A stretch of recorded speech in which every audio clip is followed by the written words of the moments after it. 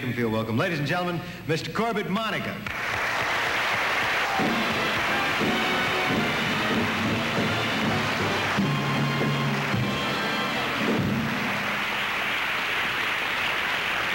Hi, Steve. Hi, Eydie. How'd you like the Petersons? I think they were pretty high, too.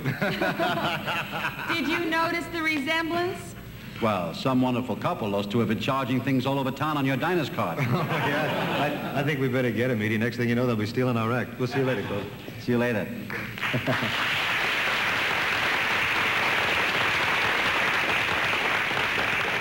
Nice kids. I take them with me wherever I go. I like listening to married people because that's where I get all my ideas from.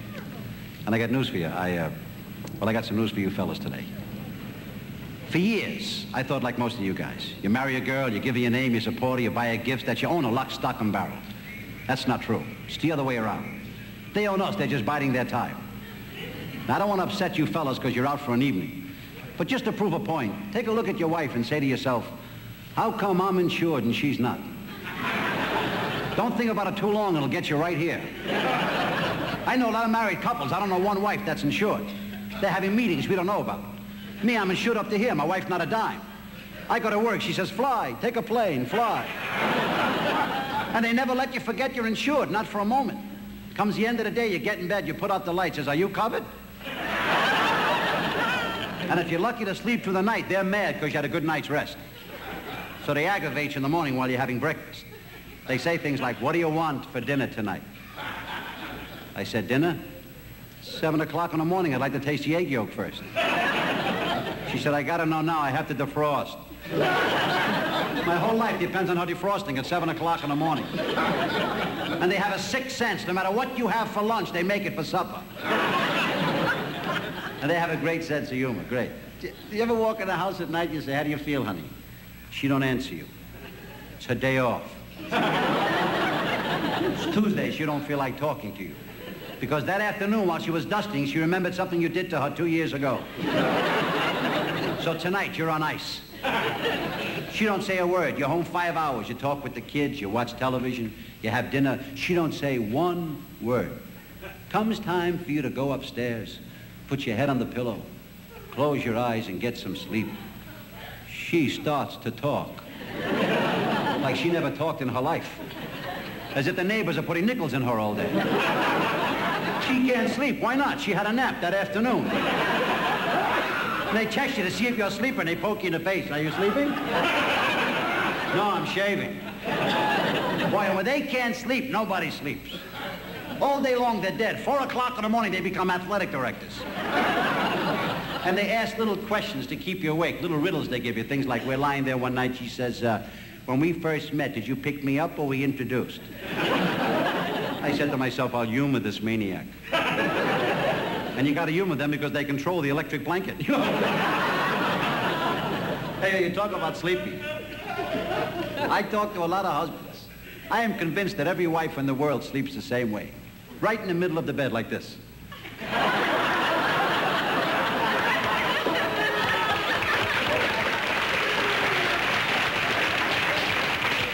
I see we all belong to the same club. Right? And if the husband can't fit his body around that frame, he doesn't get any sleep. So for 8 hours, he sleeps like that, see? And that's why they say men have bad posture. When we get up in the morning, hello, Harry. How are you, Jack? Something wrong with your back? No, I ring the bells at Notre Dame.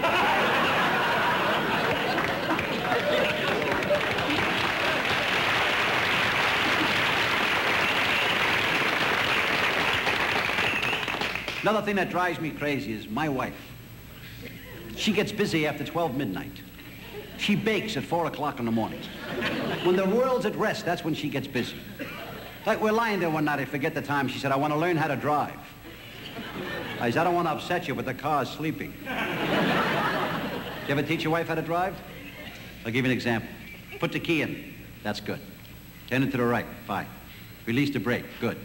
Push in the starter button. Fine. Now get in the car. She backed the car out of the garage, which was frightening because I backed the car in the night before.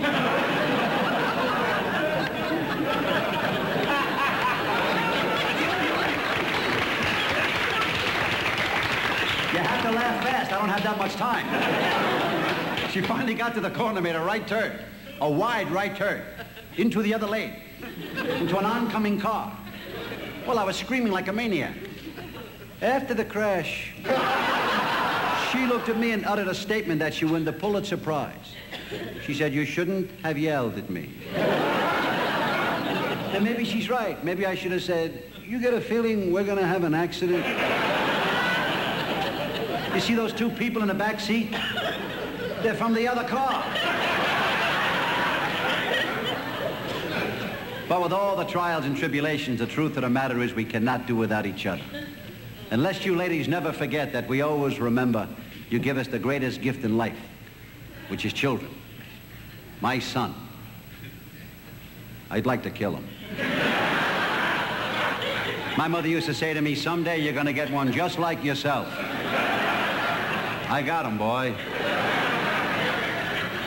Wants to be a fire commissioner, not a fireman, a commissioner. He thinks he gets a commission on every fire. Wanted to be a doctor, so I bought him the play bag with the tools, you know. One day we're having dinner, I said, "Have a soda pop." He said, "I can't, I'm operating in the morning." I thought it was funny till I woke up and found my nostrils sewed together.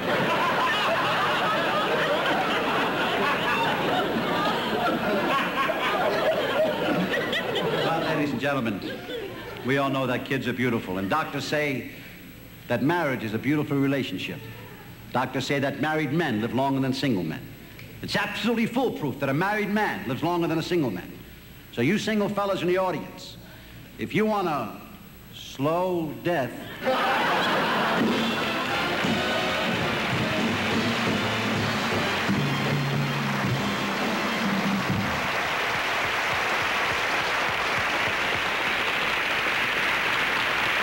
Corbett Monica.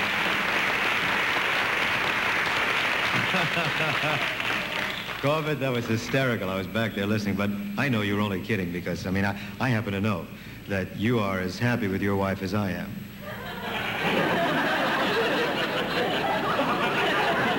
You're happy with my wife? No, I mean, I was talking about the humor that you do about married life. You know. I don't want this to come as a shock to you, pal, but I don't find too much humor in being married. But the truth of the matter is, Steve, let's face a fact, you know, there are couples, married couples, that are not as happy as we are. Yes, we're very happy. No, I didn't mean it that way. No, I mean with, you know, our respective wives. No, here's what I'm trying to say. For instance, if I met you before I met Eydie, I don't know, you know. But you want to pick out furniture tomorrow? What I'm trying to say, to make a marriage work, right. Well, you really got to want it. I mean, you got married, right? Right. And I feel that you really wanted it. Right. I really got it, too. What I mean is you're married to Eydie. Right. And I say, as well as I know you, I say that if you had it to do all over again, you would. I would. If you can get me out of this one, I'll prove it to you. Another bride. Another June. Another funny honeymoon. Yours was funny? Another season. Another reason for making whoopee. You wash the dishes, take out the trash. You give her presents, you give her cash. Then there's insurance, you need endurance for making whoopee. You save for a car and cottage, that is your secret aim. You pay for the car and cottage. She puts them in her name. All right. Suppose you leave. Now you're free. There's alimony, the lawyer's fee. So why not keep her? You'll find it cheaper than making whoopee. Keep her, it's cheaper than making whoopee.